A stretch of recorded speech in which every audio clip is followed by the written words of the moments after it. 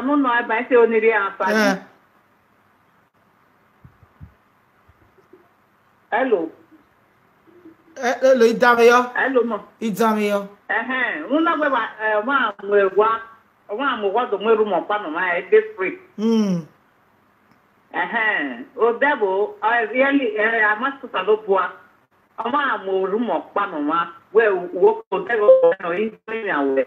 Adoma no lele ade do yin yawe ru mo pa ni wo kan ne ti sa we. Wo kan we ne wa ko to me ne ke ne na be ya ne jo wa ko. Umeti we ne.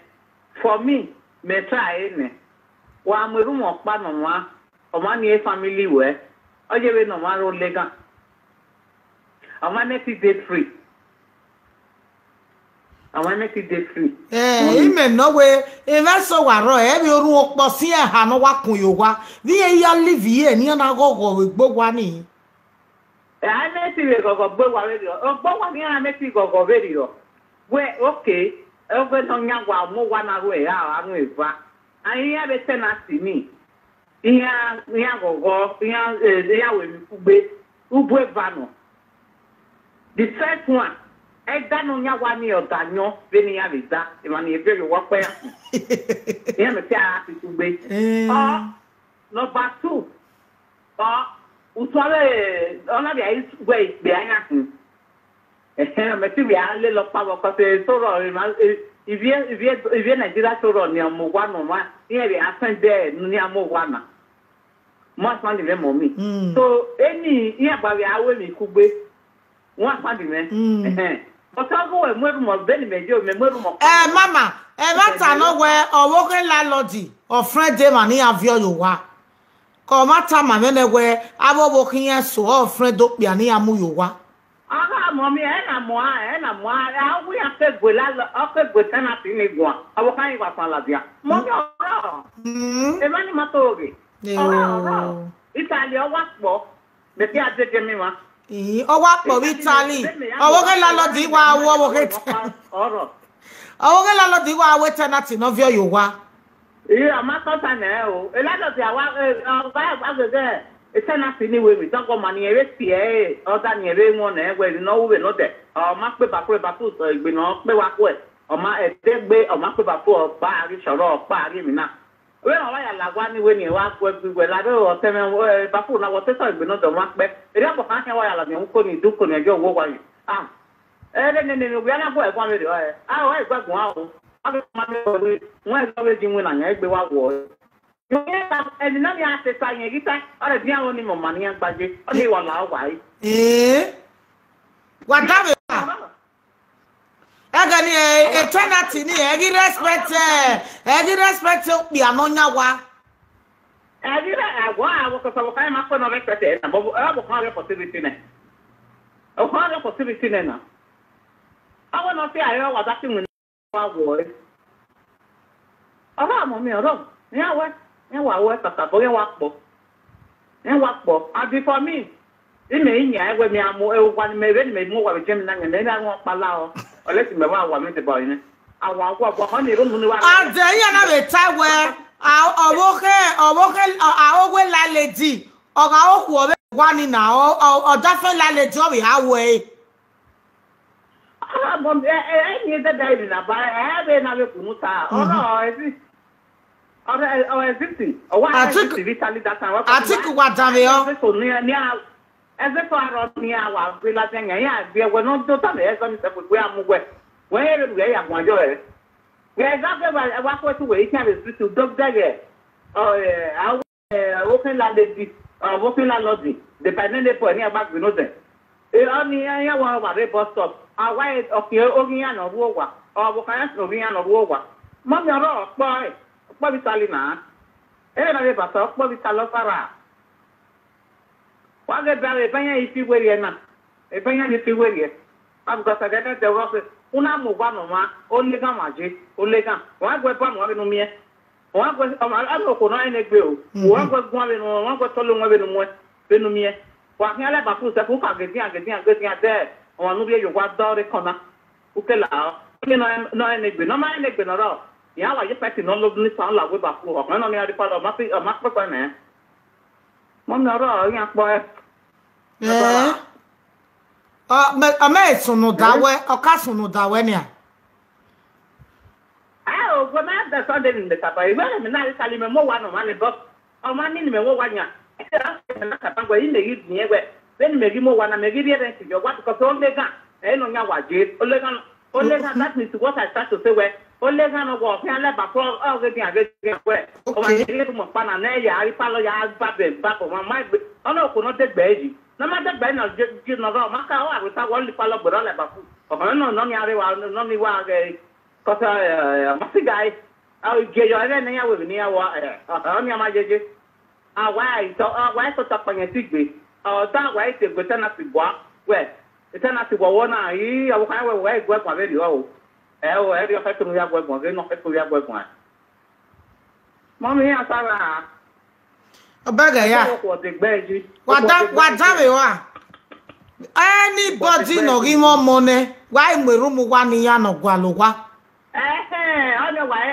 ono wa no gwa we ni iya do wa happy and they flat no wa rete wa vie ma jo be wu we ku we ko wo ka we ki we pa ga damo ara pa ko pa ma e o ni ni tai wa ga na e si me ke pa ta ni na vi ni o me damo agwa tu wa vi ni mu la kara to te yan ma te me ti be mu we te so bo to ka ni e bi en e bi ti gbe na ne be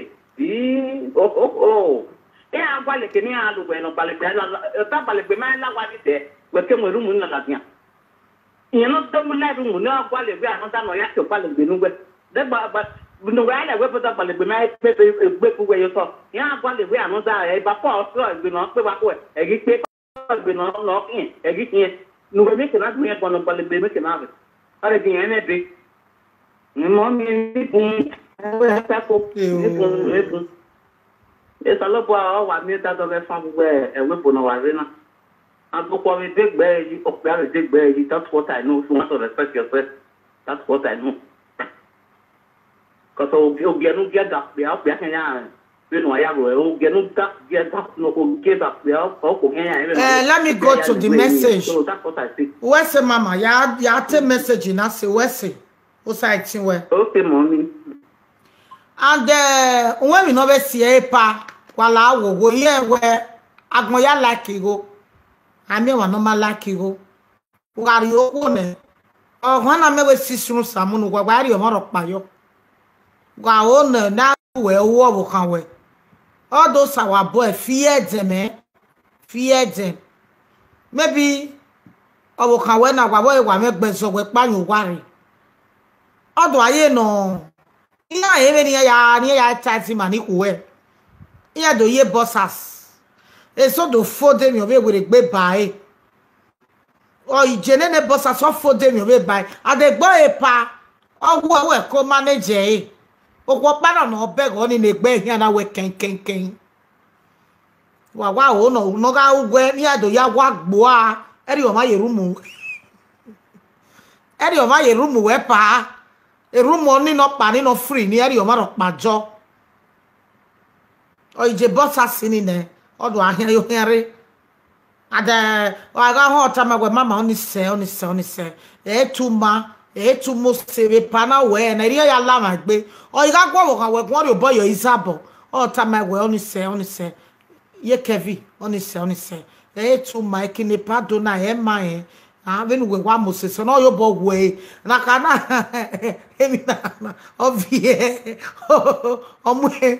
omo smoto we omo bai omo sum oga me no oga we no ko mama gwata mata wagi mata mato salobo omo smoto we omo yo ibani we no ma wa ri abi ogoro na wa ro yo bo wo egbe oga me go ni se aduwa we gbagbu ipa o ma yin wo kan wo ke pari nwina and no obiabe do ayin ni ahewe o yo bo wo egbe obo kan we ga rugbe be to do ayin imagine o gbe bo na ni wa mo wa na o gbe ri o ma o da fi mejo bo gun yin zabote kiri wa iga ho wo go no pa yin wari so anybody no yin me family wa imeru mo wa no ma wo una ewu me family iwo we mo mi ku all those small boy ni ka repe ni ya ni ka repe ku na computer video wa do mo wa na o wa mo we no ku o mu ye lap Oh, e patene.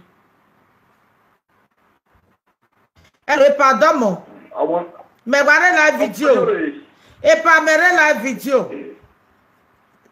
Ọmọ náà yóò rí àwa o. E pa mere la video. Happy enjoyment. Àjẹ́ ìlàwọ̀ o. Gíwá gbogbo àwọn náà ọtí nàgẹ̀ yá fẹ́ báwo ẹ̀. Ọmọ máa ń sì wọ ọmọ náà yóò rí. Igba. Ó kọ́ lọ́wọ́ máa kọ́ lè wẹ̀. E pa ime de busy. E pa wetin me bo de won aba ko won owo kan wo yi. Ma atete we akwo afa nti we akwo akwo won abi baba yo ciao pa so have na do time wa mommy you too much sister blessing god bless you no ma iri e won go to wa gwale 300 euro wa 300 so ro wo wa aku e yan anyoge Kama kwa ave bosi mani lawe bona. Owo ka wa aku e pa. Cause imana time ya na wa ba room wa ga muni ya. Wa wujo boni ni ya e logo. Oni wa ave geni se. Wa ya rent a big house. 3 rooms. Ovio ni ya wa ro. O wa yin o wa ro.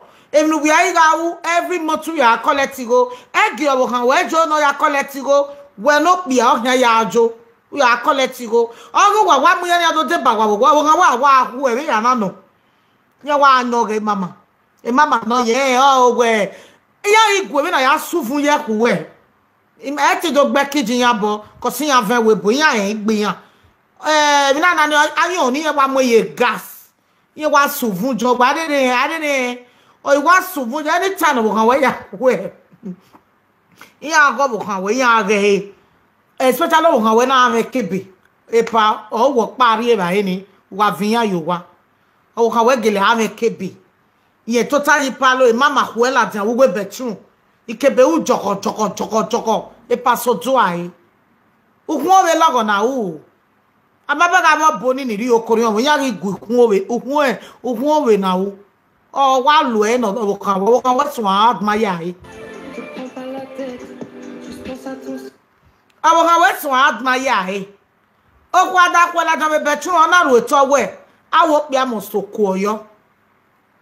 Ha. Oh, ahia de ni obeke. O we yan agwe pari ba he na. Ebe me na chai say bros yan wa gwere ba he na. I give you 2 months. We are join you. We are join you. Jo hono da bi omomo. Na kwa me we o vie tanate o mu no e keke. Ali ya no buno mo be tanate na ogun ya yes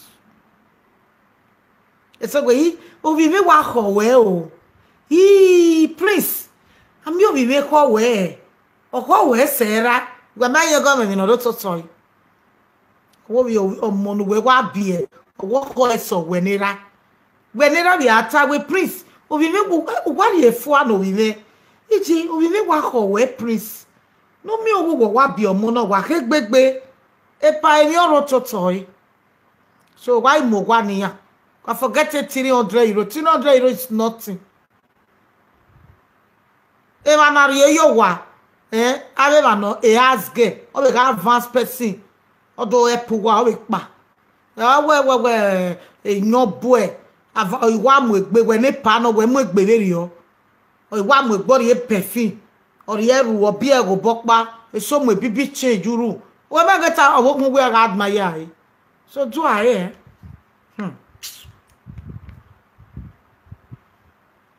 when he meje he setting be so the best thing he mo ma yo wa me iya we ke no ma na gbodun o ma na te mata me setting to mo pe ani gbagbagba do yo wa we ni ma wa ere we anything we say so for that reason Imagwalo ma bo wa me simple to avoid problem.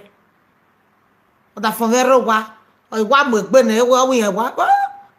Okay ki we na re ye ihe ni pinu me.